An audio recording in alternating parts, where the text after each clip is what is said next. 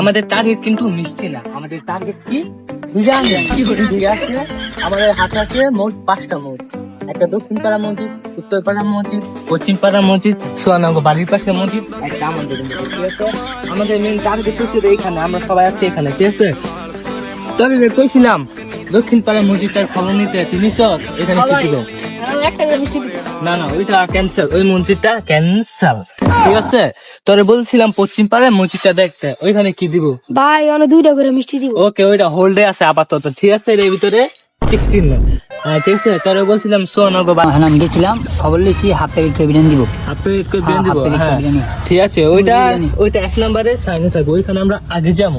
ঠিক আছে, ওইখানে যাওয়ার লিগে আমাদের রাস্তা, এই রাস্তাটা ধরতে হবে। এই রাস্তা ধরে যদি আমরা যাই তাহলে আমরা আধা ঘন্টায় পৌঁছে যাবো। ঠিক আছে, আমাদের মেন টার্গেটটাই মেন্টালি হচ্ছে সোনগর বাড়ির পাশের মসজিদ। ঠিক আছে, আমরা তো সবাই খবরটা বলছি, আপনি কার পাল্টা ফেলাইছেন? আরে বেটা আমি কিনি খবর নিছি জানো, সোয়ানগর বাড়ির মসজিদে জামা শেষ হইব 2:45-এ।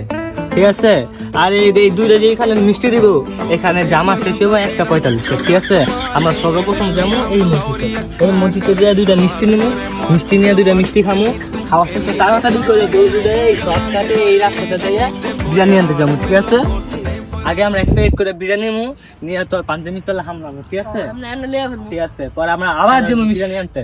ঠিক আছে, বিরিয়ানির ভিতরে টার্গেটটা বেশি থাকবো। ইয়েস, বিরিয়ানি টার্গেট তোর ক্ষতির ভিতরে বড় মূল্য বিরিয়ানি, আর তোর পকেটে বড় মিষ্টি। ঠিক আছে, আর বাদ দিয়ে যা থাকবে সবগুলো আমার পকেটে। ওকে চল। দোস্ত